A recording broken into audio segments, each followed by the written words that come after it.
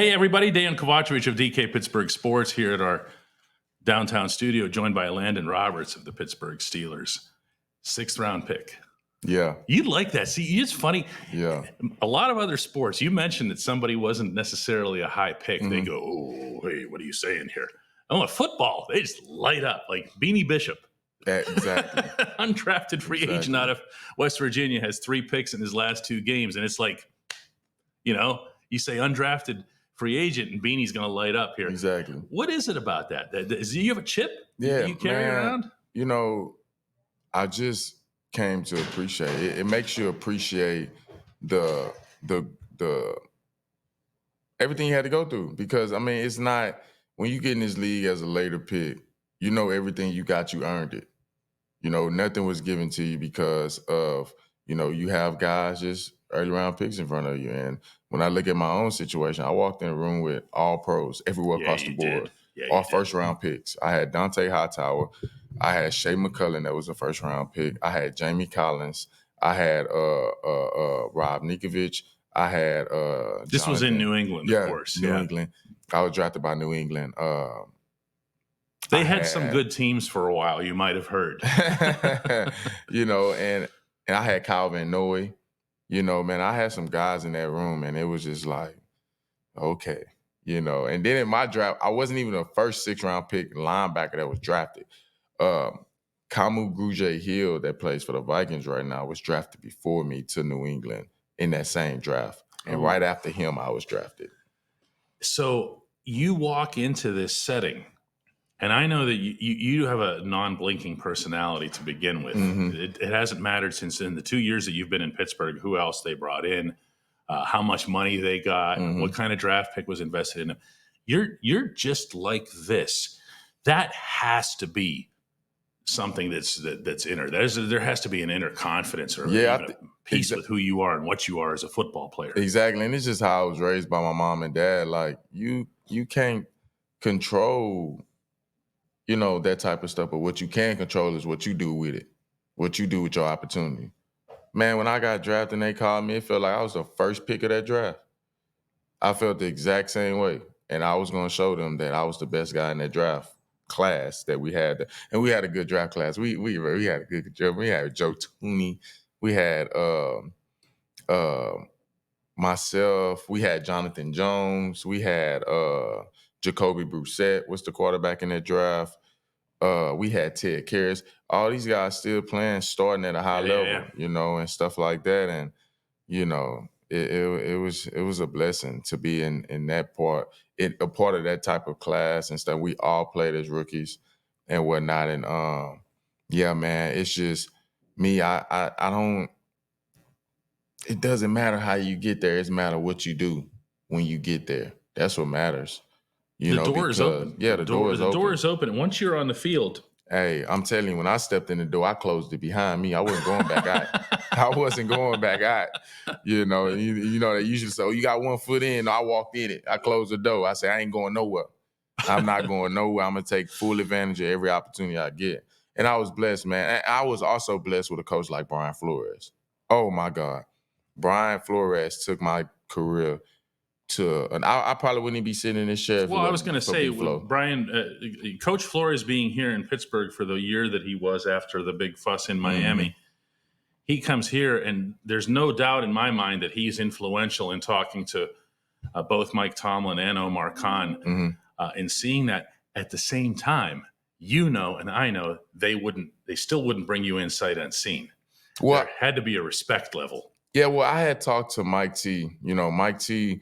We did talk a lot during my pro day and whatnot, and we always kept a close relationship, and stuff like that. I do, I do feel and whatnot that, when Flo was here for that year, he kind of like, all the unknown, he just cleared that up. Like, nah, this guy is who he is. He probably talked to Mike T about me. Like, I don't know that for sure, but I'm pretty sure because Mike T do his research. That's one thing about Mike T. Junkie. We call him junkie. Look, Mike T gonna be a step ahead. You might think he ain't a step, but he there. I'm telling you. And even though Flo departed and went to Minnesota, I still think Mike T had already probably made up his mind like, nah, we still want to do business with So him. you come into Latrobe, you're with the Steelers now, and at the same time, and this, when you come to the Steelers, it is a different world. It's not a cliche. Mm-hmm. It's not something. It's not like the Patriots were some failed operation here. So I'm not doing that. I'm saying that when you come to Pittsburgh, you're treated as a Steeler. There's certain expectations of you as a Steeler. When you go into that camp and you have Cole Holcomb and then Quan Alexander was a late arrival there, and you knew, oh my goodness, did you know? Because I would only bring it up with you every other day, that this position has been a real struggle in Pittsburgh ever since Ryan Shazier's injury. There was a lot riding on all three of you, wasn't there?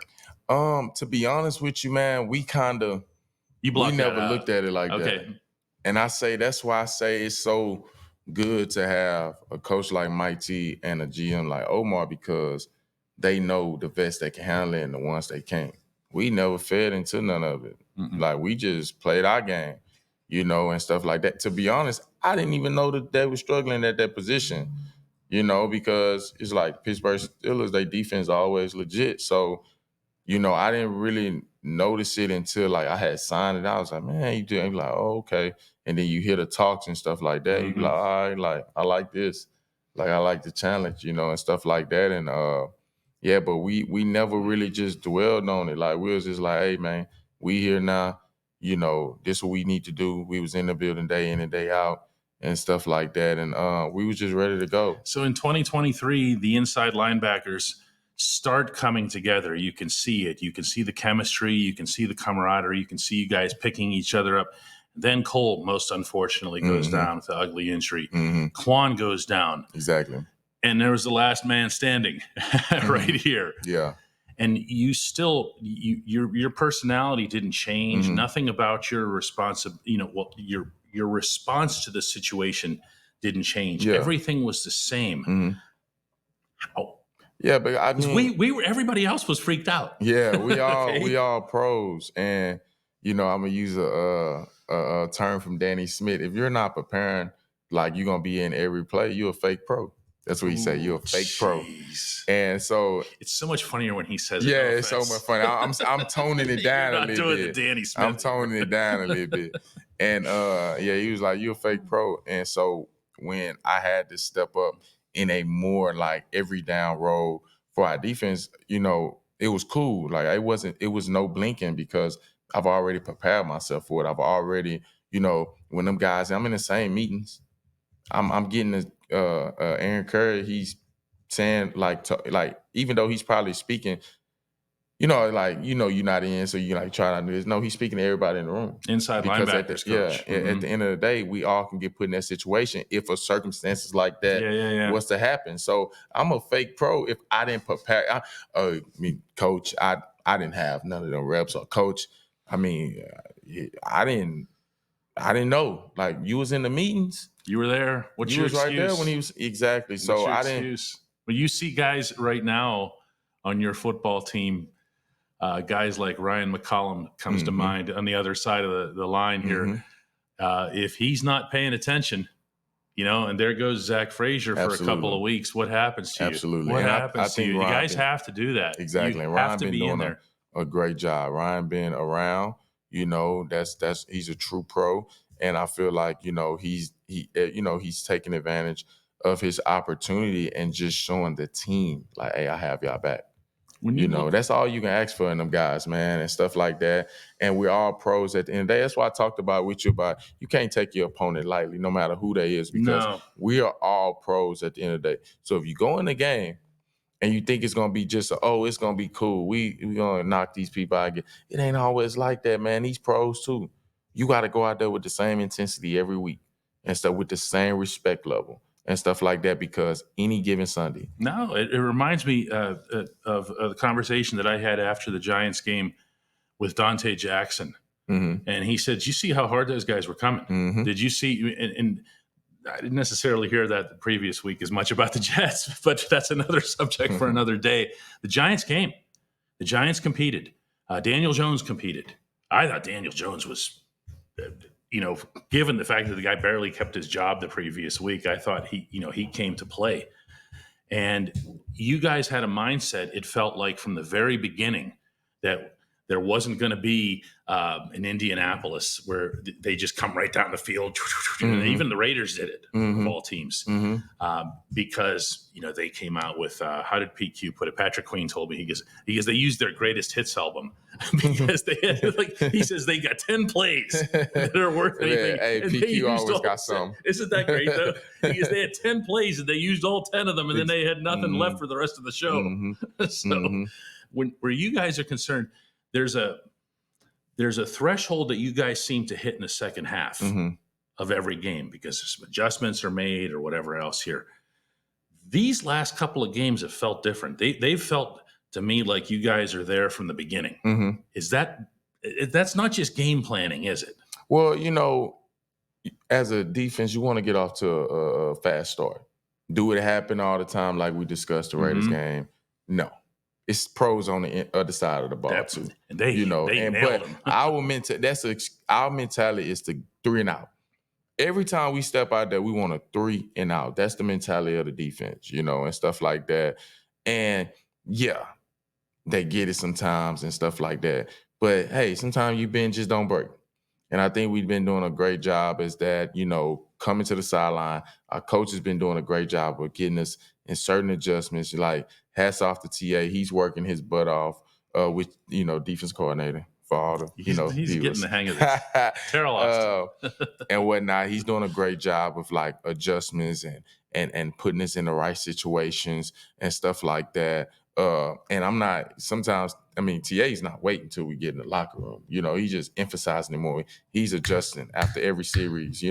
It's like clockwork, and just to see him work it like he's working it and stuff like that. And like I say, and then we got a camaraderie of coaches that's on it too. Boom, boom, boom, boom, boom, boom. They working together as a team, just like we doing on the football field and stuff like that. So it's nonstop communicating, not just on the field, but off the field with the coaches and stuff like that. They hitting at all cylinders too.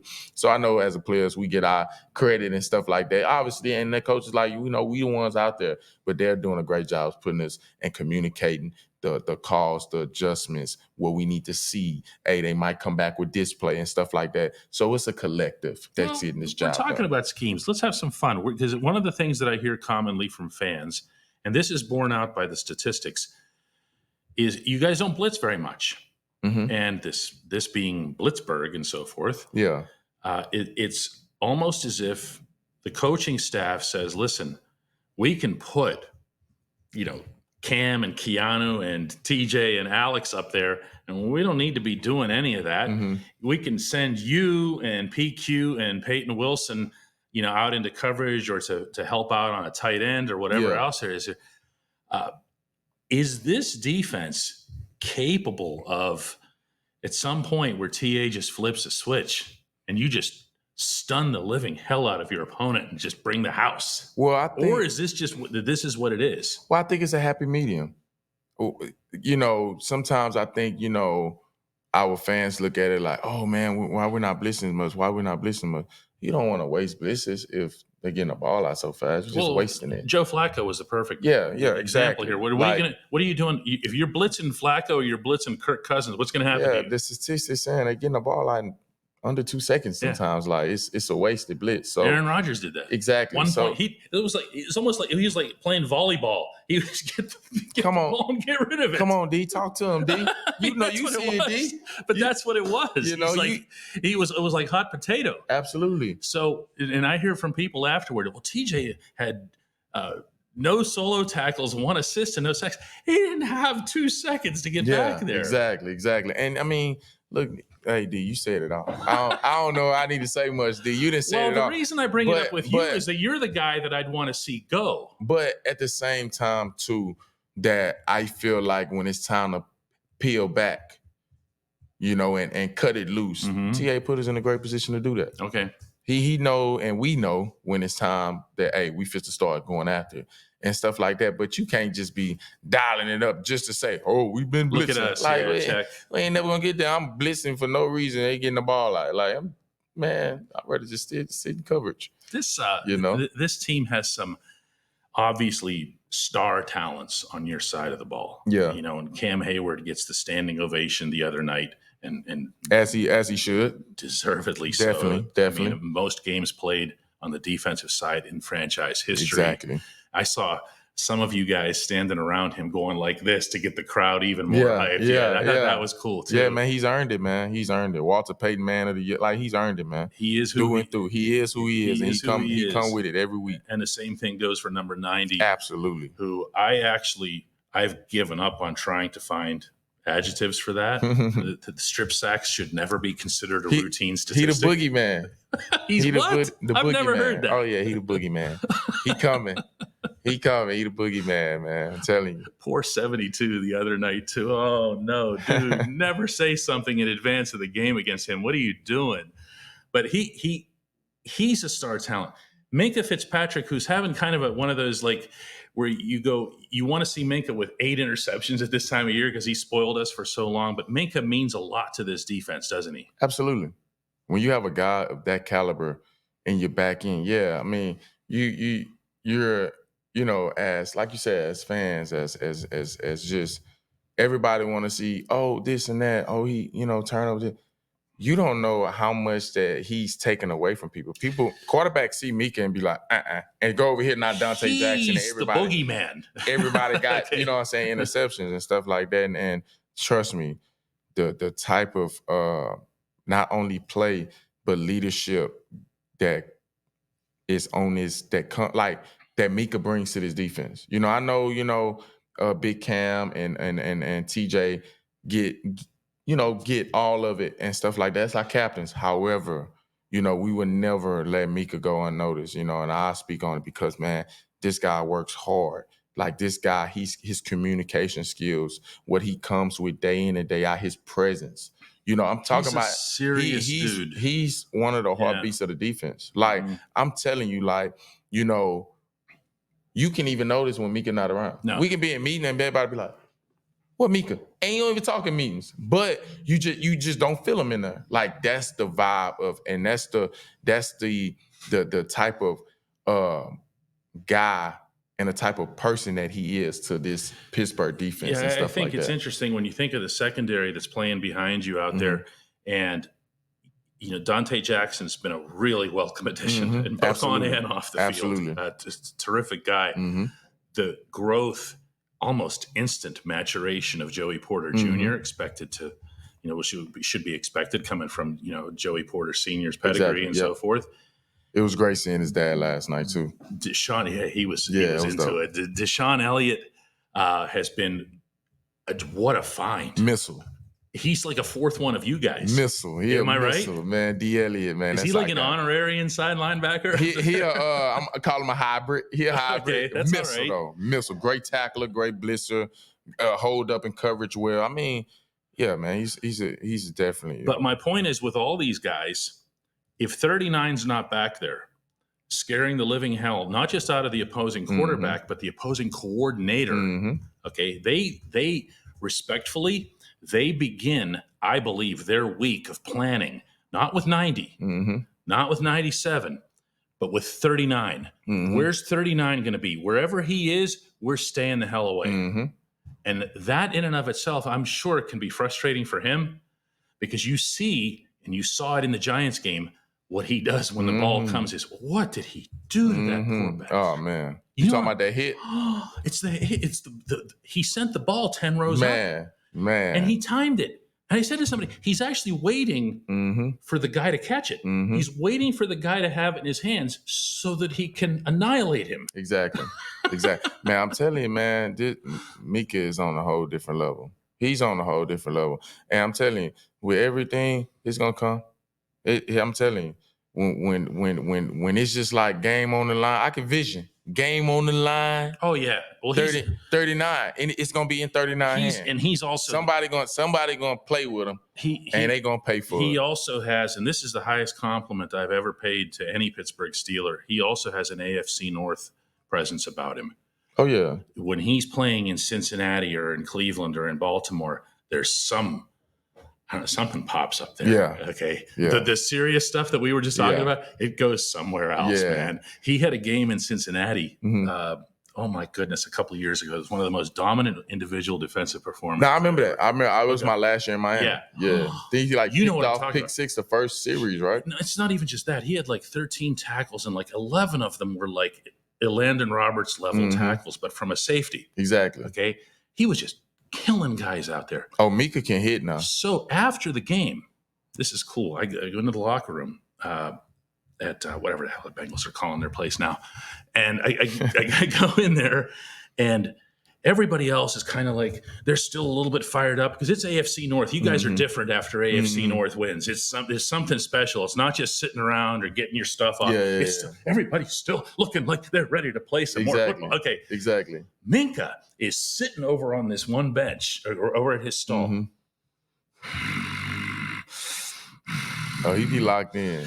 He's still out there playing. The rest of you are taking your stuff off. Mika different. He different. I'm saying totally different. He different.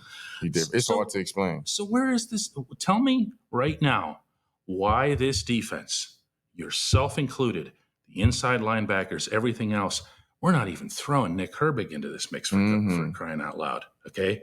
And you see Alex come back and say, hey, Alex Highsmith comes back and says, don't forget, 56 is still here too. Oh, yeah, man. We got a lot of guys after this bye. We're about to get back. Why would this defense not be elite? Why would this defense not be, by the end of the season, a truly elite group, if not the number one defense in the National Football League? Yeah, that's the goal. That's the goal. And obviously we didn't put together some good performances. And obviously, the great thing about it is we still got so much growth. We still got so much that we can do. You say. It's because it's so early in the year. You don't want to peak right now. It's so early in the year, man. We can be so much better and whatnot. And one thing about our defense is nobody listens to the outside noise. Nobody listens to, oh man, you guys are elite. You guys are doing this. You guys are nobody cares. Or the negativity. Yeah, we're not listening either. Yeah. We're controlling what we control when we're out there on that field. We're controlling how we prepare during the week.